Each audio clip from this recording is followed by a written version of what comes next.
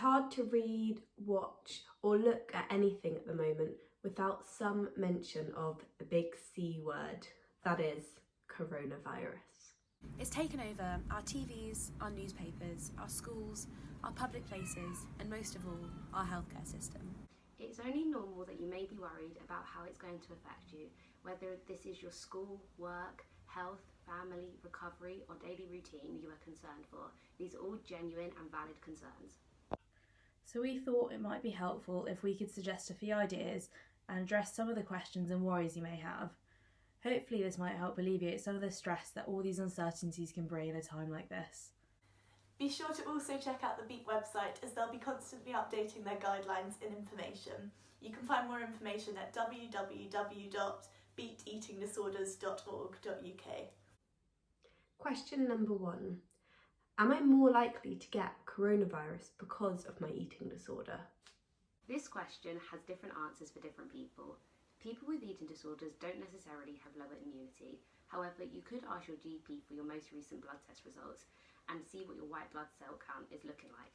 Either way, you should follow government advice and limit unnecessary social interaction. Question 2 is, I have OCD. How do I know if my hand washing is excessive? So you should wash your hands as per the government advice for at least 20 seconds when you first get home, when you arrive at work, when you've been handling food and when you go to the toilet. Remember that overwashing your hands can actually be very harmful. Not only can it be really, really painful, but it washes away the natural skin oils, which can help protect you against the environment. So it's really important to take a break from all of the media hype and the news. So tune into a different TV channel, turn on the radio, or even watch some Netflix. Contact your GP if you're concerned, and have a look online at OCD UK. Ultimately, if the hand washing is becoming excessive and begins to interfere with your daily activities, it likely is very harmful to you. What if I'm unable to see my therapist or continue my group treatment? It is likely that you may be unable to see your therapist face to face because of the current situation. So make sure that you've got something in place. You could do your therapy over Skype or over telephone. We know it's not ideal, but we all need to be able to adapt in these situations. Remember that the BEAT support services are always open and are there for you, and your local crisis team is there for any emergency situations that may arise. I'm worried that I won't be able to get hold of my safe foods and follow my meal plan. Sit down with a loved one and think about alternatives together for your safe foods if those foods happen to be out of stock at the moment. You might even find it helpful to colour code foods, so green for doable, amber for challenging but manageable, and red for foods that are very difficult. This can also help you think of some alternatives for your meal plan if your safe foods are out of stock. You might also want to speak to a friend or another loved one about getting hold of foods that are out of stock at the moment, or to consider purchasing foods which have a longer shelf life, which can help you to plan in advance. Question number 5. I'm worried that I'm going to have to self-isolate and I won't be able to ask others to do my food shopping for me. Having to leave your food shopping in someone else's hands can understandably be anxiety-provoking and can cause unease and concern. How about you get someone else that you trust to do your food shopping for you? You could either give them a list, or maybe think about giving them a ring at the shops, or think about doing your shopping online. I'm worried I won't be able to continue exercising and go to the gym because of the closures. Now, this next piece of advice might be something that you don't really want to hear, but it could actually be a good thing for you that the gyms are shut at the moment. You need to be able to give yourself permission to rest, and your body also needs adequate nutrition and time in order to restore itself properly. Reconsider those recovery mantras and your recovery goals, and if you really must exercise, then you could do some gentle stretching or some meditative yoga at home.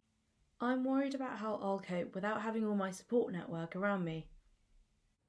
Whilst these times are likely to be challenging, you can and you will get through them. So make an action plan for what you are going to do to help yourself learn to sit with and tolerate feelings of distress. This might be different depending on the level of anxiety that you reach. So for example, if you reach a 4 out of 10, what are you going to do? You might want to do some paint by numbers, or call a friend for a chat, or put on your favourite film.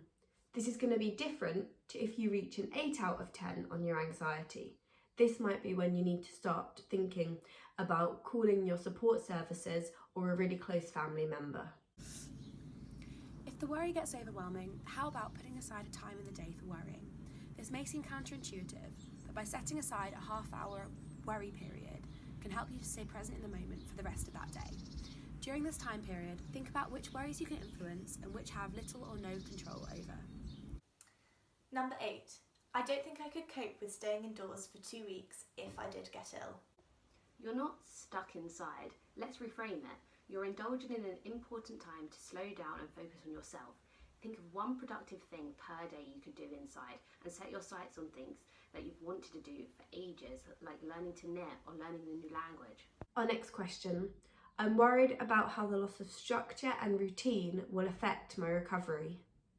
Quarantine should not mean a loss of routine. And that's easier said than done, I know. But it just means having a change. It's so important to still stick to rituals. For example, getting up at a certain time every day, or speaking to your family member every morning, or evening, or afternoon, or night, or feeding your pet, writing in your journal, eating at set times, working at set times, and having something, of course, to look forward to every day. Question number 10. I can't do my job at the moment and I feel like I have no purpose in my life. How about offering help to others? Helping others can give you a sense of purpose and might make all of this feel a little bit less out of control. Do you have an elderly or sick neighbour that maybe you could offer some help to, or call a family member each day just to check in? Don't forget that physical distancing doesn't have to mean social distancing. Remember that coronavirus is currently a global experience, but it affects us all differently. Your recovery is still important, and you must continue to put into place the skills and practices that you have developed so far and will continue to develop over this difficult time. Thanks so much for watching this video. Don't forget to like and subscribe. We'll be making lots more videos to get you through this difficult period. And remember, physical distancing doesn't have to mean social isolation. Thanks so much for watching. Leave us any comments down below. Bye. Say goodbye. Bye. Bye! Bye!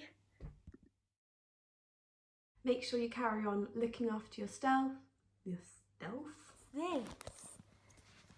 Oh my gosh, I'm so awkward. Big C word. Is that even a C? Interact. I hate filming. Hope you enjoy my videos. I'm gonna calm down. Do, do, do, do, do.